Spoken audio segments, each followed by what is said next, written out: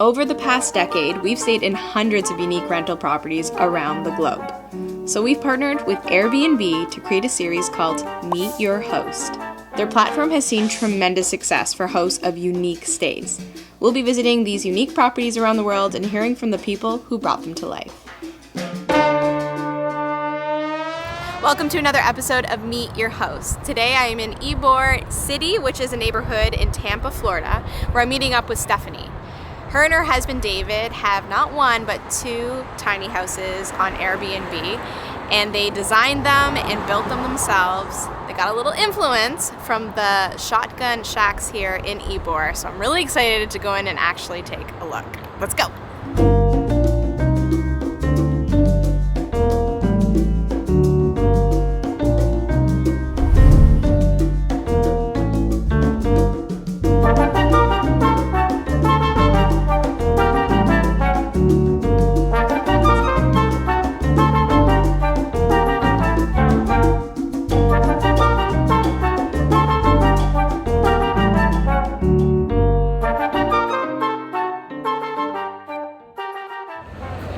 Stephanie. Hello. How are you, Kristen? Good. So nice to meet you. Good. Nice to meet you. Thanks for coming. Yeah, thank you. Before we go inside, which we will soon because it's quite active out here, which I love, why tiny houses? Tiny houses. So it didn't really start as a house. I think that when David and I, my husband and I, moved to New York, obviously you're living in really tiny space, and we realized how nice it was and kind of how freeing it was to live small. So when we decided to build something here to have as like a winter place to escape, we were like, well, why not go tiny? It's nice to introduce like Americans to that concept because not everybody lives tiny. Absolutely. Yeah, we ourselves live tiny, so we know it very well, and I'm really excited to explore this tiny house, and Cool. then we'll pop into the other one as well. Awesome. Okay, let's go. All right, let's do it.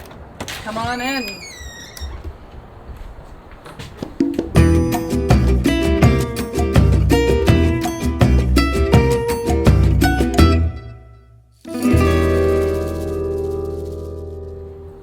I love it. I love how bright it is. Cool. Immediately. Yeah. It's bright enough, but like nice and shaded. So in the summer when it's really hot, it doesn't get too warm. So Ybor was came up a couple centuries ago as a place for cigar workers to come from Spain, from Cuba, from Latin America. So all of the cigar workers lived in these like tiny little shotgun shacks. So we mimicked those kind of in a more modern way. So that's how we got kind of like the form and overall shape of these. So a shotgun shack is a tiny house that is lined up and laid out so that if you have the front door open and the back door open, you can literally shoot a shotgun through it and it will go out from the front door out the back door. So each room is behind the room in front of it. So it's just like a row of rooms, if you will. We're in the living room now, which is really cozy. It's pretty self-explanatory, Yeah, right? yeah. I love the open concepts of tiny houses too, because I enjoy that myself. The kitchen's a nice size. It's like a full-size kitchen. It is. Yeah, we've lived here for long periods of time, and it works just fine. So we wanted it to be a full kitchen so that, you could live here for long periods of time. So we just went tiny with everything, which in America is interesting because small appliances actually are more expensive than big ones because they're harder to find. The demand's not there. So everything is kind of like European and one-off and funky, but we like that. No, you can cook a Thanksgiving meal in here, and I have a couple times. So you and your husband lived in this tiny house? We did. We lived here for like 6 months, I think. Yeah. And was that before you had the idea of putting it up on Airbnb? No, that was after. So we had to like wedge ourselves in the schedule to make it work. But luckily, by the time we were in here, we already had the house next door. So we kind of like let that be the Airbnb while we were living in this one and figuring out what our next project here in Tampa was going to be. Okay, so let's go upstairs. Cool. I want to see the bedroom.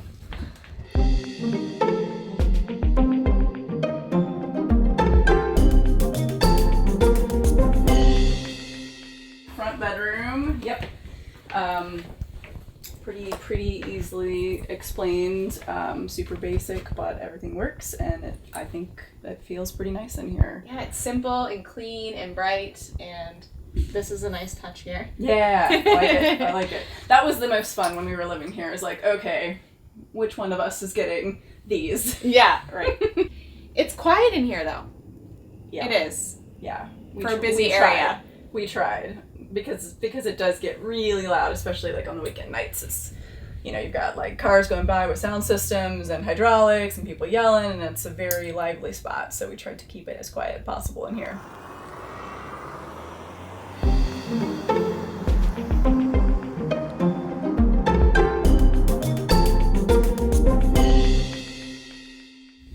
Bedroom number 2. This is bright. You got another like system over there to hang up your clothes. And Are these cigars? Yeah, so we wanted to harken back to like the history of the neighborhood. We love Ybor a lot. We like to showcase all of the things that Ybor is known for. So cigar boxes, go down to our local cigar shop and ask them for all of their extras so that they're easy to come by here.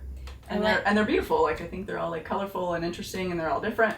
Touches like that, I think, really make a unique stay on Airbnb like memorable, right? I agree. That's what people are going to comment on, like the little touches like that. For sure. So this is the full bathroom that we have. All the goodies. That's a large shower. Yeah. My husband's pretty tall. I don't want anybody to like have to be taking a shower in a little mouse hole. So we tried to make everything a pretty good size. I think we can go to the other house. Let's do it. See the difference between the two. Yeah.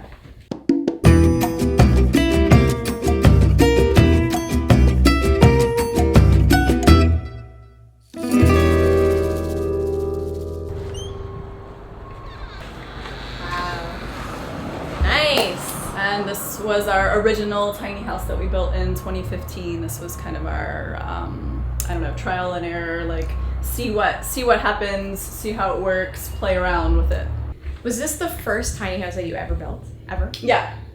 This was like our, from scratch, like having lived in New York, we knew we wanted to build something small, knew it wanted to look like it was appropriate for the neighborhood, put this dude together. Actually worked on this with David before we were even dating. He was paying me to like kind of start to think about like the design and the site plan of this, and then it like went on hold for a few years. We moved to New York, and then we decided to build it. Love the library. I'm a big fan of libraries. Little baby libraries. So are these books too that you've just read yourself Overflow. And you want to share? Yeah. Share with everyone? Totally. Yeah. I'm digging this New York City map behind here. Yeah, I mean, homage. We have to represent New York because even though we're not there at the moment, like that feels like home for us. So it's also part of your journey for totally building this house, right? 100%. Yeah, I think we learned so many lessons living in 300 square foot apartments in New York that you don't usually learn living in Florida because you don't have to live in such a small space. I'd love to know too about like the more like technical parts about this. Sure. So that's the fun electrical and nerdy part for me as an architect. So we built both of these tiny houses using SIPS panels, which are structurally insulated panels. So they're basically 26 gauge metal with a styrofoam sandwich in between. So it goes together kind of modularly. It's almost prefab. Everything like comes together. So floor, walls, roof, all SIPS panels. So you get them on site, you cut them to the length that you need, you bolt them all together, and you have the whole envelope like ready to go in a couple days, which is really nice, and it keeps things really cool and pretty quiet.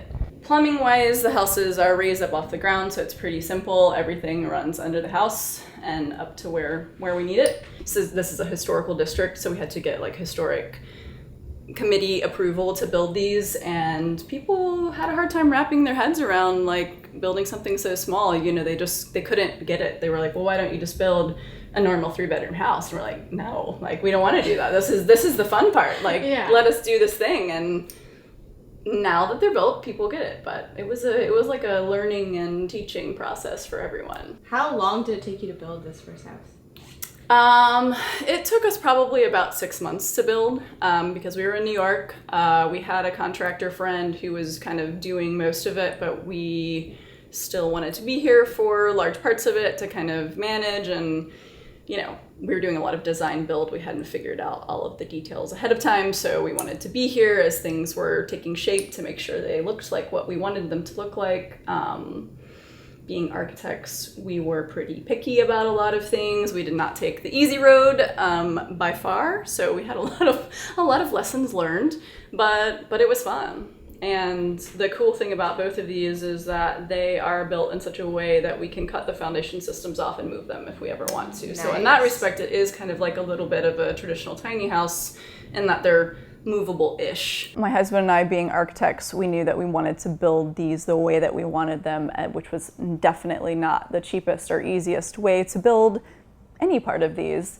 So I think on a per square foot basis, both of these were a little over $200 a square foot, which when people hear that, they kind of freak out. But it costs more to build small because if you think about it, if you have a plumber or an electrician come out, they're still plumbing or wiring the same amount of fixtures. So even though the square footage is less, like it's the same amount of work for most of the trades. But we would do it the same again, and we will in the future because we think it looks right, it looks appropriate, and it's fun. It's fun for us.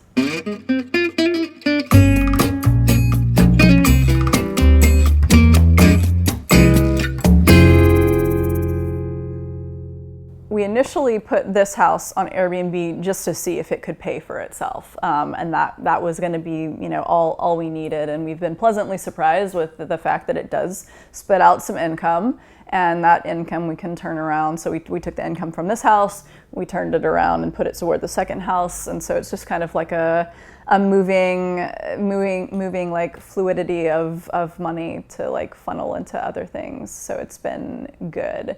Because the first one was so successful, that's why we decided to build the second one so quickly. We thought we would take a little more time, but we ended up not. And I think the success that we've had with these houses has allowed us to continue to do small development projects, which is really what we love to do. Living here while we were building next door, this is not a full kitchen, so we had to adapt this house to be a little better for long-term living. So that was our pantry. So we installed those shelves after the fact, and we were just kind of like, okay, how can we make this work for people who are going to be here for 6 months instead of 2 days. Right. And most people who are staying here don't cook much either. You walk 2 blocks and you have any type of food you could possibly want. And this is another full-size bathroom. Totally. So yeah, exactly the same layout as the bathroom next door. Big shower, sink, toilet, all the stuff you might need. And we're right beside one of a busier road, but it's actually pretty quiet in here. It's not bad.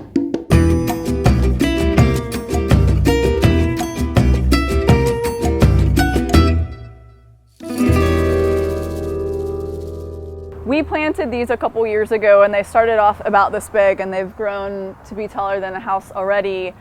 It looks a little silly because everything's shoved up against the house, but since we are planning to put the third house here sometime soon, we didn't want to have to move things around again, so we were trying to landscape knowing that we would build something else in the future. Luckily, Ybor is super urban in its zoning regulations, so nowhere else in Florida or Tampa for sure could you build something so small legally, because it's just tough. People have minimum square footages for their houses, they have minimum lot sizes, but here we don't have that, so it's nice to just be able to build tiny as of right.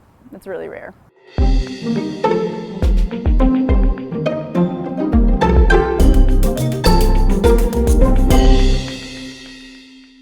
My husband and I are both big travelers. We traveled independently before we met each other, and now we travel together, but we used Airbnb, so it was kind of an easy decision to go with them. It was a platform that we already knew as guests, so it seemed very intuitive, and thankfully we've learned that it is pretty intuitive for hosts, so it was just an easy decision. We didn't put a ton of thought into it. Once we put this up on Airbnb, we realized that there weren't very many Airbnbs in Tampa, and especially in this neighborhood at all at the time in 2015, so our popularity kind of took off pretty quickly, especially given the novelty of the house itself. When I first started hosting, I had a full-time job in New York in the corporate world, and I had a lot going on. And so I was a little nervous about just the time requirement needed for hosting, but it's been super easy. I've found that even for an introvert like myself, I really, really love the interactions with guests. People, I love answering questions. Our tagline for the houses is that every guest can be a local. So we love providing everyone with our personal recommendations for the neighborhood. My husband's born and raised here, so he knows everything and everyone. Ybor is a really unique neighborhood because it is a historic district. It's the entertainment district. It's really close to downtown. It's really close to the cruise port. It's really close to the convention center. So we get such a wide variety of guests. You have the 20-year-olds who are coming for a hip-hop concert. You have the 70-year-olds who are leaving on a cruise and just want to come to Tampa for a couple of days beforehand. The demand is huge for both houses, and sometimes people can't choose which one they want to stay in. So we have repeat guests, and they literally one time they'll stay in one and then they'll come to the other one, and they hop back and forth. The favorite pieces of feedback that we get is people are I just want to go home, and home for them means these houses. They're out having fun in Ybor, and they're like, let's go home.